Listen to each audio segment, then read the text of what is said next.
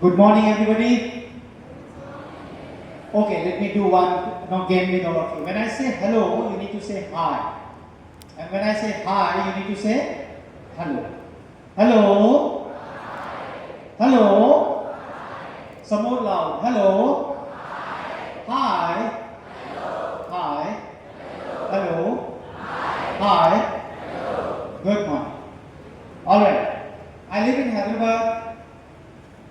South में रहने के बाद इंग्लिश में ही ज़्यादा बातें होती है, हिंदी बोलना कम हो पाता है, लेकिन हिंदी अपनी मातृभाषा है। और आज मंगल पांडे और चंद्रशेखर जी के शहर में आने के बाद मुझे लगा कि मुझे हिंदी में भी बात करनी चाहिए। बहुत सारे पेरेंट्स यहाँ पर हैं, so I will try to speak in English as well as in Hindi which is English, right. The idea is to tell that यदि मैं 2200 किलोमीटर दूर से आया हूँ अरुण सर के बुलाने पे, तो यदि 1000 लोग मुझे सुन रहे हैं, यदि 100 लोगों की जिंदगी में भी कुछ फर्क आए तो आई थिंक मेरे लिए बहुत बड़ी बात होगी। तो आपने मेरा प्रोफाइल वीडियो देखा होगा, सब कुछ देखा होगा, तो आपको लग रहा होगा कोई सक्सेसफुल आदमी आया हुआ है। बट मैं आपको 2-3 चीज़ें बताना चाहता हूँ, और यहाँ पे पेरेंट्स बैठे हैं, टीचर्स बैठे हैं और स्टूडेंट्स बैठे हैं। तो सबसे पहले as a formality I would really express my gratitude towards Kunwar Arun Singh ji. A big round of applause for Kunwar Arun Singh ji. मैं आपको बताऊं, मैं करीब भारत में 750 डिस्ट्रिक्ट में से करीब 400 डिस्ट्रिक्ट जा चुका हूँ। 1500 से ज़्यादा स्कूल जा चुका हूँ, 250 से ज़्यादा यूनिवर्सिटीज़ जा चुका हूँ, 50,000 से ज़्यादा स्टूडेंट से बात कर चुका हूँ, 10,000 से ज़्यादा टीचर्स और ट्रेनर से बात कर चुका हूँ। आपने मेरे वीडियो में देखा होगा। बहुत कम स्कूल ऐसे होते हैं जहाँ पे स्कूल का मालिक खुद सुबह शाम दोपहर अपने बच्चों के साथ, अपने टीचर के साथ लगा हुआ है। मैंने बहुत सारे स्कूल ओनर्स को देखा, कॉलेज ओनर्स को देखा, यूनिवर्सिटी ओनर्स को देखा, जिन्होंने स्कूल खोल दिया, जैसे घर की जमीन ले ली, स्कूल खोल दिया, कहीं और रहते हैं, अपने बच्चे को कहीं और पढ़ा रहे हैं, प्रिंसिपल को दे दिया स्कूल चलाइए, वाइस चांसलर को दे दिया यूनिवर्सिटी चलाइए। लेकिन जब मैं पहली बार बलिया आया कल, जब मैं अरुण जी से मिला, मैं आपको बताऊं कि अरुण जी उन टॉप 20-25 ओनर्स में से होंगे जो मेरे ऑब्जर्वेशन के हिसाब से कि स्कूल ओनर होने के बावजूद भी वो कह रहे थे सर आप चाय लीजिए, प्रिंसिपल मैडम आप आइए, बच्चे हैं नहीं हैं। I think big round of applause for such school owners. और ये पहला इंडिकेटर है कि आपका बच्चा सही स्कूल में पढ़ाई कर रहा है। ये मैं साइकोफेंडो पे बात नहीं कर रहा हूँ, ये मैंने जो ऑब्जर्वेशन किया, जो मैंने कल ऑब्जर्व किया, वो मैं आपको बता रहा हूँ। नॉनडिलेस झा टाइटल आपको समझ में आ ही गया होगा, मैं यूपी बिहार से ही हूँ। तो मैं आज 40 साल का हूँ, 40 साल का, तो मैंने सोचा बच्चों से थोड़ी बात की जाए, थोड़ी अभिभावक से, थोड़े टीचर से बात की जाए, तो कुछ ऐसे चीज़ों को सामने लेकर आता हूँ जो तीनों के लिए बहुत इंपॉर्टेंट है। और अगले 30-35 मिनट में मैं कोशिश ये करूँगा कि मैं वो बात करूँ जो सच में आप सुनना चाहते हैं, और देश विदेश का जो मेरे पास एक्सपीरियंस है, उस एक्सपीरियंस को मैं आपके साथ शेयर करूँ। तो मैं पहली चीज़, मेरे साथ 2 इंपॉर्टेंट घटनाएं मेरी जिंदगी में बहुत हुई। एक पहला, I was born in a middle class family. मेरा जन्म एक मिडिल क्लास फैमिली में हुआ था। आप लोगों में से कितने लोगों को लगता है आप लोग मिडिल क्लास वाले हैं? हाथ खड़ा कीजिए बच्चे लोग। How many of you feel that you are from middle class family? और सभी लोग हाथ नीचे कीजिए। मेरे साथ भी ये था। आप मुझे आज सक्सेसफुल देख रहे हैं, लेकिन मैं आपको बताऊं, मेरा जन्म बिहार के एक बहुत ही छोटे डिस्ट्रिक्ट भागलपुर में हुआ था। पिताजी प्रोफेसर हुआ करते थे, मम्मी प्रोफेसर थी, मिडिल क्लास फैमिली थी। मिडिल क्लास फैमिली का डेफिनेशन बहुत इंटरेस्टिंग होता है। मिडिल क्लास फैमिली का डेफिनेशन हमारे टाइम पे 2000 में 1996 की बात कर रहा हूँ, जब पढ़ाई करते थे स्कूल में, दशहरा होली में कपड़े मिलते थे, बड़े भाई की किताबें होती थी, वो पढ़ते थे, और जब रोड पे कार गुजरती थी तो लगता था कि मेरे पास भी ये कार हो। तो मिडिल क्लास फैमिली का वो डेफिनेशन था हमारे ज़माने में जब मैं पढ़ाई करता था। लेकिन मिडिल क्लास में जन्म लेने का मतलब क्या है, मैं आपको बताता हूँ क्या मतलब है। When you are born in middle class family, you start dreaming. आप सपना देखने लगते हैं, और क्यों सपना देखते हैं? क्योंकि आपके पास वो चीज़ होता नहीं है।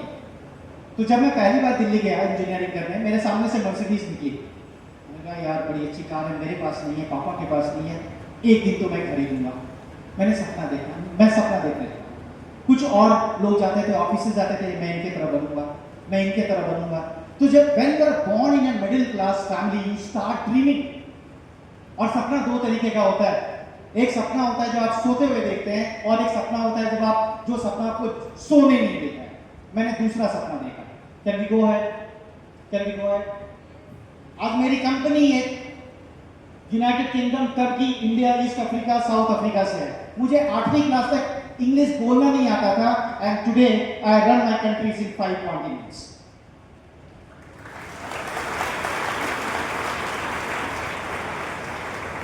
और ये बात मैं अपनी बड़ाई सुनने के लिए नहीं बोल रहा हूं, मैं आपको बताता हूं ये मैं क्यों बोल रहा हूं। जब मैं देश विदेश जाता हूं, लोग कहते हैं you are from Bihar, UP, ऐसी क्या खास बात है बिहार यूपी में, जरा बताओ। लोग तो कहते हैं बड़ा बैकवर्ड स्टेट है। मैंने कहा सही कहते हैं सर, लेकिन बिहार यूपी में एक चीज है जो पूरी दुनिया में कहीं नहीं है। कहते हैं क्या? मैंने कहा सर, बिहार और यूपी में अभी भी माँ बाप अपना जेवर और जमीन अपने बच्ची की पढ़ाई के लिए बेच देते हैं, कोई और स्टेट नहीं करता है। आज मेरे माँ बाप यहाँ पर नहीं है, लेकिन मैं उनके बारे में बोलना चाहूँगा। उन्होंने मुझे बोला कि बेटा, हरिवंश राय बच्चन की कविता है कि मैं अक्सर जमीन पर बैठ जाता हूँ क्योंकि मुझे अपनी औकात अच्छी लगती है। तो मैंने इन सारे कंट्रीज में घूमा, 22 कंट्रीज में हमारा काम चलता है, $30 मिलियन की हमारी कंपनी है। लेकिन अभी भी मैं जब घर जाता हूँ अपने मम्मी पापा के साथ बैठता हूँ, और जब वो हैदराबाद वो आते हैं उनको मर्सिडीज में घुमाता हूँ। लेकिन बच्चों, जितने लोग यहाँ पर बैठे हो, पहला संदेश, कभी भी आप यदि मिडिल क्लास से हैं तो आपके जो माँ बाप के आगे बैठे हुए हैं उनके स्ट्रगल को नहीं भूलिएगा, क्योंकि स्ट्रगल लीड्स टू सक्सेस। क्योंकि कल के दिन में आप जो आगे बढ़ेंगे अपने माँ बाप के स्ट्रगल के कारण आगे बढ़ेंगे। और मैं बताऊं, वो स्ट्रगल जितना यूपी बिहार के लोग करते हैं और किसी स्टेट के लोग नहीं कर पाते। वो लोग साउथ में लोग जेवर बेच ही नहीं पाते, जमीन बेच ही नहीं पाते, हमारे यहाँ लोग कर देते हैं। करनी को है। ओके, तो मैंने आपको बोला middle class family. Middle class family के साथ ड्रीम देखने वाली बात होती है। हमारे टाइम में बिहार कुछ ऐसा हुआ करता था, सुपर 30 का बैच बहुत फेमस था, बाढ़ आ जाती थी हर समय, ये सज्जन बहुत फेमस थे, और रोड थी नहीं, सड़कें थी नहीं। लेकिन फिर भी एक दिल में एक वो जज्बा रहता था, अपना टाइम आएगा। तो I don't know how many of you correlate this with this slide, but मुझे बहुत अच्छी तरह याद है जब मैं पहली बार कुछ 9 साल का था, मैं जब घर से बाहर निकल गया, उसके बाद आज तक घर तो नहीं आया, लेकिन घर की जमीन से हमेशा जुड़ा रहा। इसलिए मैं हमेशा कहता हूँ कि जब आप मिडिल क्लास फैमिली में पैदा लेते हैं, आप रॉकेट बन जाते हैं। और मैं क्यों बोल रहा हूँ आप रॉकेट बन जाते हैं? क्योंकि रॉकेट ऊपर तभी उड़ता है जब पीछे आग लगती है। तो बच्चों, अपने पीछे आग लगाओ, आप ऊपर जाओगे। और वो पीछे आग तब लगेगी जब आप अपने माँ बाप के स्ट्रगल को देखोगे। तो मैंने भी सपना देखना शुरू किया। 2 मिनट में अपने बारे में बात करूंगा, क्योंकि ये बहुत इंपॉर्टेंट है आपको मेरी जिंदगी से कुछ समझना, सीखना। जब मैं बहुत बच्चा था तो मैंने भी ड्रीम देखना शुरू किया। मैं भी मिडिल क्लास फैमिली का था। तो when I was 4 years old, 5 years old, I started dreaming to become god. और क्यों? क्योंकि मम्मी कहती थी हर बात पे, बेटा ये काम मत करो, भगवान गुस्सा करेंगे, बेटा ये काम मत करो, भगवान गुस्सा करेंगे। मैंने कहा मम्मी अब तो भगवान बनना है। और मैं हिंदू में करीब मिलियंस गॉड्स आते हैं, बहुत ज्यादा भगवान है। उस भगवान में भी एक भगवान बहुत फेमस है, ये भाई साहब। तो मैंने कहा मुझे तो कृष्णा बनना है। और मैं आपसे जोक नहीं कर रहा हूँ, मैं मजाक नहीं कर रहा हूँ। जब मैं 4-5 साल का था तो मैं भगवान बनना चाहता था, कृष्णा बनना चाहता था, कन्हैया बनना चाहता था। मैं बड़ा हुआ, उसके बाद मैं शाहरुख खान बनना चाहता था। सारी लड़कियां पसंद करती थी, I was into adolescence phase, मुझे भी शाहरुख खान बनना है। उसके बाद मुझे प्रभु देवा बनना था, उसके बाद सचिन तेंदुलकर बनना था। जब मैं 11th-12th में आया तो मुझे इंडियन आर्मी में जाना था। इन सारे में से मैं कुछ भी बन पाया था? मैं कृष्ण बन पाया, मैं शाहरुख खान बन पाया, मैं सचिन तेंदुलकर बन पाया, मैं प्रभु देवा बन पाया, and neither I could go to Indian army, because mummy papa ने मेरा रेज्यूमे जब मैं 8वीं क्लास में था तभी लिख दिया था कि बेटा तुमको IIT करना है, उसके अलावा कुछ नहीं करना। मैं इन सब में से कुछ भी नहीं बन पाया भाई साहब, बच्चों। But that does not mean that today I am not successful. So my first message to all the children sitting here is, हर सपना पूरा नहीं होता है। इसका यह मतलब नहीं कि आप सपना देखना बंद कर दें। अपने आप को आसमान की बुलंदियों पे रहना सीखो। नहीं, आसमान में कहीं तो गिरोगे, लेकिन आप अभी से सोचना शुरू कर नहीं, बलिया तो बहुत अच्छी जगह है, मुझे तो बलिया में ही सेट होना है। क्यों? आप आसमान में उड़ो। लोग कहते हैं कि तूफानों में ताश के घर नहीं बनते, तूफानों में ताश का घर नहीं बनता, रोने से बिगड़ा हुआ मुकद्दर नहीं बदलता। दुनिया को जीतने का हौसला रख, और एक हार से कोई फकीर और एक जीत से कोई सिकंदर नहीं बनता। कल यहाँ पे अवार्ड सेरेमनी चल रही थी, बहुत लोग अवार्ड लेके गए थे, लेकिन जो अवार्ड नहीं ले पाए उनके लिए ये पंक्तियां थी कि एक हार से कोई फकीर और एक जीत से कोई सिकंदर नहीं बनता। मैं आपको बताऊं, मैं आईआईटी भी नहीं कर पाया था, आई कुडंट क्रैक आईआईटी। मेरे पिताजी ने क्लास 8 में मेरा रिज्यूमे लिखा कि मनीष बेटा, तुम क्लास 12 में 90% मार्क्स लाओगे, उसके बाद तुम कोटा जाओगे, आईआईटी की तैयारी करोगे, उसके बाद तुम आईआईटी बॉम्बे जाओगे, वहां पे कंप्यूटर साइंस इंजीनियरिंग करोगे, उसके बाद तुम आईएएस की तैयारी करोगे, आईएएस बनोगे और डीएम बनकर भागलपुर शहर आओगे। कुछ भी नहीं हुआ। इसका ये मतलब नहीं है मैं सक्सेसफुल नहीं हूं। I went to one of the finance engineering college. मैं वो करना चाहता था जो मैंने किया, मैं वो करना चाहता था। I went to Calcutta, I always wanted to do a business, और मैं आज सक्सेसफुल हूं।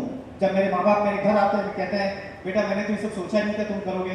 मैंने कहा पिताजी क्योंकि आप चाहते थे मैं आईएएस बनूं, लेकिन मेरा दिल कहीं और था। मैं अपने दिल की बात कही और आपने उस बात को मान ली। तो ये मैसेज पूरे पेरेंट्स के लिए है कि आप अपने बच्चे को इंजीनियर इसलिए नहीं बनाएं क्योंकि आप इंजीनियर बनना चाहते थे, आपका पड़ोसी इंजीनियरिंग कर रहा है। आप अपने बच्चे को इसलिए इंजीनियरिंग बनाएं क्योंकि आपका बच्चा स्पेस में इंटरेस्टेड है, क्योंकि आपका बच्चा जानता है स्पेसएक्स कैसे काम करता है, आपका बच्चा जानता है कि डायोड, कैपेसिटर, ट्रांजिस्टर क्या होता है, आपका बच्चा जानता है कि ऑटोमोबाइल क्या होता है।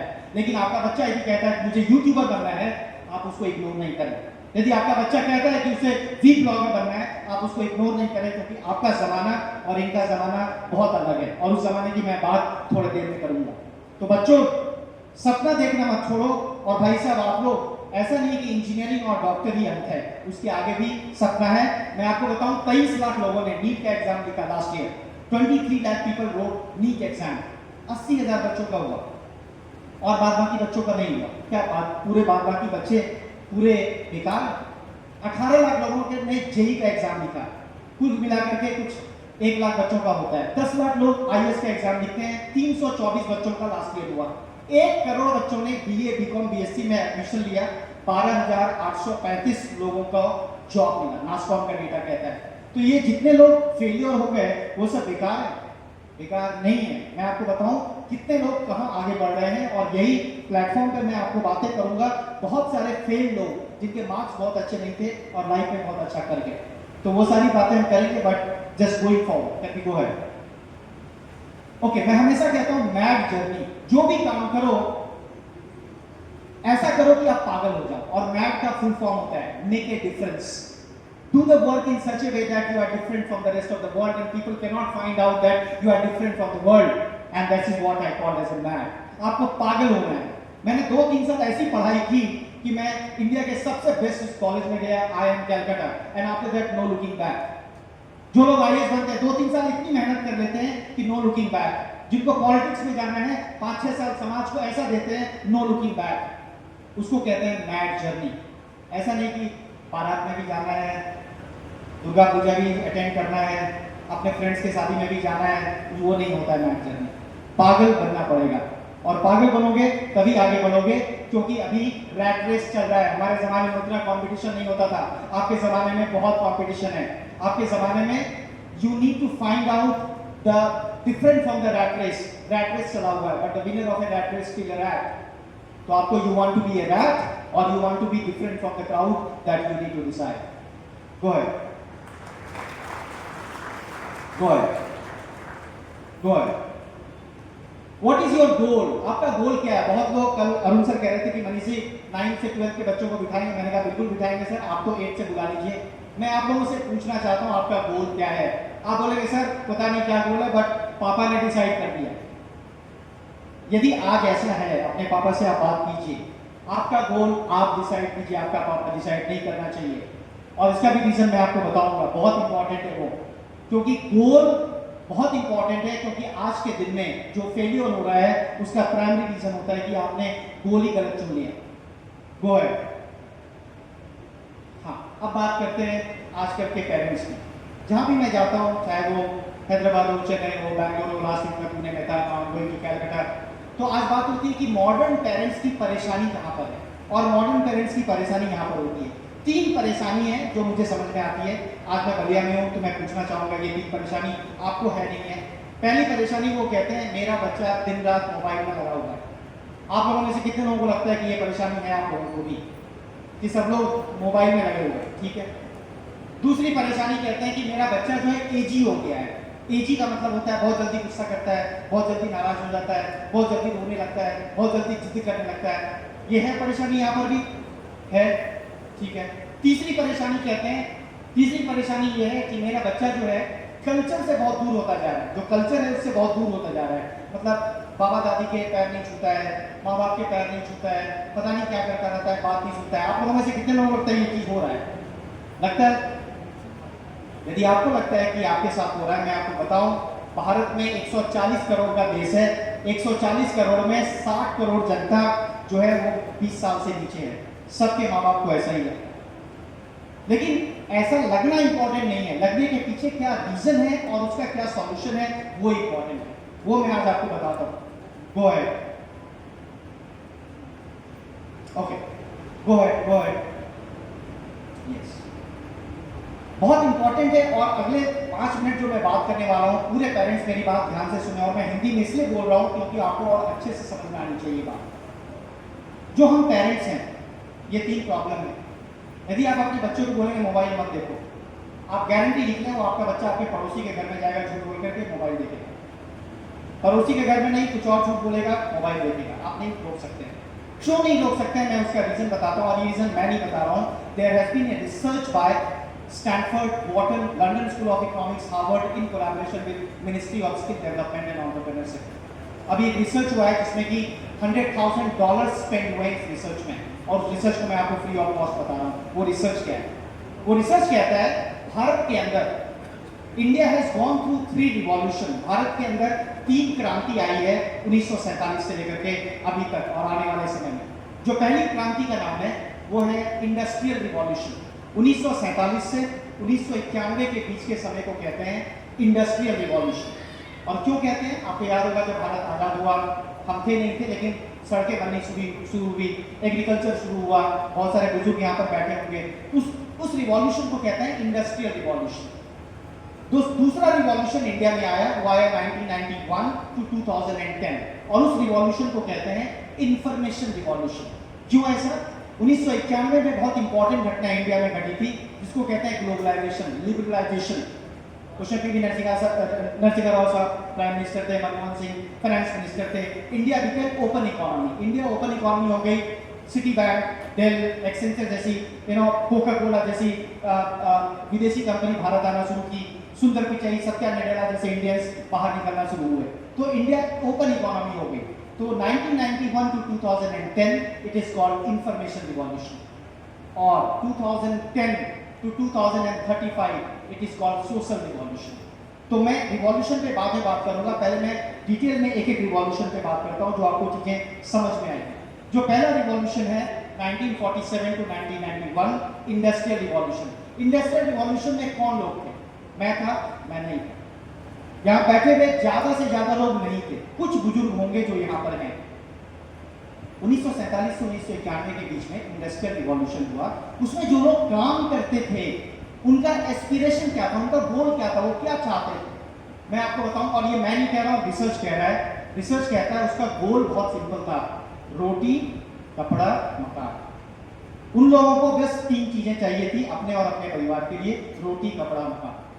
और इसी के लिए वो एक, यदि वो आदमी बस कंडक्टर है, यदि वो आदमी प्यून है, यदि वो आदमी सरकारी क्लर्क है, 35 साल वो क्लर्क, प्यून और सरकारी नौकर बन करके रह जाता था। कोई बात नहीं, उसको रोटी कपड़ा मकान चाहिए था अपने और अपने परिवार के लिए। ये था इंडस्ट्रियल रिवॉल्यूशन। उन लोगों का स्ट्रेंथ क्या था? स्ट्रेंथ क्या थी उनकी स्ट्रेंथ थी कि उन बहुत हार्डवर्किंग थे। मेरे पिताजी उस पेज में होंगे, बहुत हार्डवर्किंग लोग थे। हमारे पिताजी जैसे हार्डवर्किंग लोग अभी तक इस पूरे जनरेशन में कोई पैदा नहीं किया।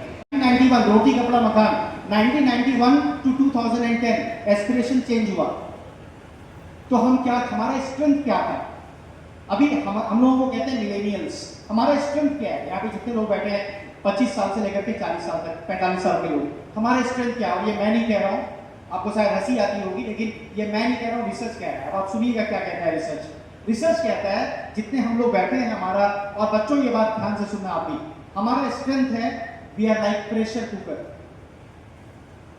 We are like pressure cooker, हम सबका प्रेशर बर्दाश्त करते हैं, अपने सास ससुर का, अपने माँ बाप का, अपने बच्चों का, अपने बॉसेस का, अपने कलीग्स का, फिर भी हंसते रहे, फिर भी मुस्कुराते रहे। ये हमारा स्ट्रेंथ है मिलेनियल्स। तो जो आज लोग कह रहे हैं कि इंडिया जीडीपी बूम कर रहा है, बूम कर रहा है, बहुत सही बात है, लेकिन किसके कारण से बूम कर रहा है? हम जैसे लोगों के कारण से कर रहा है, क्योंकि हम जैसे लोग प्रेशर कुकर है, बहुत मेहनत करते हैं और प्रेशर में मेहनत करते हैं और फिर भी हंसते रहते हैं, हम सुसाइड नहीं करते। हमारा वीकनेस क्या है? हमारा वीकनेस है, और ध्यान से सुनिएगा मेरी बात, हमारा वीकनेस है, हम लोग रिस्क नहीं लेते, we are not a risk takers. हमें सरकारी नौकरी चाहिए, 30 तारीख के 30 तारीख सैलरी चाहिए, पेंशन चाहिए, और ये अगेन मैं नहीं कह रहा हूँ, आप मुझे गलत ना समझे, रिसर्च कहता है। तो ये हमारा जनरेशन था। तो 1991 से 2010 तक के लोग, ये जनरेशन जा चुका है। अभी जो जनरेशन चल रहा है उसको कहते हैं सोशल रिवॉल्यूशन। और क्यों कहते हैं social revolution? Because the meaning of society has changed. अब ध्यान से सुनिए, मैं उन लोगों की बात कर रहा हूं, Gen Zs, Gen Alpha, Gen Beta. We are going through a revolution called social revolution. और क्यों इसका नाम है social revolution? Because the meaning of society has changed. आज ये सोसाइटी है। आप सुबह उठिए, ब्रश करने से पहले इंस्टाग्राम में कितना लाइक आया, लाइक नहीं आया तो अपने बेस्ट फ्रेंड को फोन करो, कह रहे तुमने मुझे लाइक क्यों नहीं किया। व्हाट्सएप देख रहे हैं, सुबह उठा, गूगल मैप से ऑफिस जा रहे हैं, ऑफिस पहुंचे, जोमेटो से ऑर्डर देते हैं, शाम हुआ, गूगल मैप पे जा रहे हैं, ट्रैफिक कितना है मलाड से अंधेरी जाने में, रात में पहुंचे, अरे एक बार स्विगी से ऑर्डर दे दो। We are going through a social revolution. सामाजिक क्रांति है, क्योंकि समाज का नाम चेंज हो गया है। और ये बात आप ध्यान से समझ लें, और इस चीज से आप पीछे नहीं रह सकते हैं, क्रांति से आप पीछे नहीं रह सकते हैं। If you are thinking that you will make your children away from mobile, it is a myth. और ये मैंने रिसर्च कह रहा है, और 37 पन्ने का वो रिसर्च है, कभी मौका मिला आप उस रिसर्च को पढ़िएगा। सॉल्यूशन क्या है? तो 2010 से 2035 तक India is going through social revolution. और उस सोशल रिवॉल्यूशन में जो लोग हैं, उन बच्चों को कहा जाता है जेन अल्फा, जेन जी, जेन बीटा। अभी इनका स्ट्रेंथ क्या है? इन बच्चों का स्ट्रेंथ क्या है? जेन जीज की बात करते हैं, इनका स्ट्रेंथ क्या है, इनका वीकनेस क्या है? इनका स्ट्रेंथ क्या है? जैसे हमारा स्ट्रेंथ था, हम प्रेशर कुकर है। हमारे माँ बाप का स्ट्रेंथ था, सबसे अधिक हार्डवर्किंग कर सकते हैं, 18 घंटे काम कर सकते हैं। इनका स्ट्रेंथ क्या है? और बच्चों ये बात आप भी सुनो। Ladies and gentlemen, my dear friends, my dear students, my parents, let me tell you the strength of Gen Zs, Gen Alphas and Gen Betas. Their strength is they are the most intelligent species that God has ever produced. इनसे अधिक intelligent बच्चा कोई पैदा ही नहीं किया है। और ये मैं नहीं बोल रहा हूँ, ये ताली सुनने के लिए नहीं बोल रहे, रिसर्च कहता है। They are biologically very intelligent on this world. तो कभी भी यदि टीचर यहाँ पे कोई बैठे हैं, नेक्स्ट टाइम अपने किसी स्टूडेंट को यदि बोले तुम्हें कुछ आता है नहीं, इंटेलिजेंट ही नहीं हो, पता है स्टूडेंट क्या बोलेगा? मैडम आपसे ज्यादा आता है, आप क्लास में इसलिए नहीं बोल पाता हूँ। मम्मी बोलेगी बेटा कुछ नहीं आता है तुमको, बोलेगा मम्मी आपसे ज्यादा आता है मेरे को। ये क्यों ऐसा है मैं आपको बताऊं reason. Because they are connected with mobile every time, उनके पास इंफॉर्मेशन एवरी टाइम। बट अब बच्चों जो मैं बोलने जा रहा हूं ध्यान से सुनिएगा, वीकनेस, स्ट्रेंथ तो आपको पता हो गया, you are the most intelligent, चलो मान लिया, हमने भी मान लिया, हमारे माँ बाप ने भी मान लिया कि भाई तुम सबसे अधिक इंटेलिजेंट हो। वीकनेस भी पता रहनी चाहिए ना। अब मैं आपको आपका वीकनेस बताता हूँ, वीकनेस क्या है, फिर से मैं मोबाइल लूंगा। आज के दिन में बच्चे क्या देखते हैं? What do you watch in the mobile most of the time? Reels? YouTube? Yes, no? Yes? They watch YouTube most of the time. Reel देखते रहते हैं। रील कितने टाइम का होता है?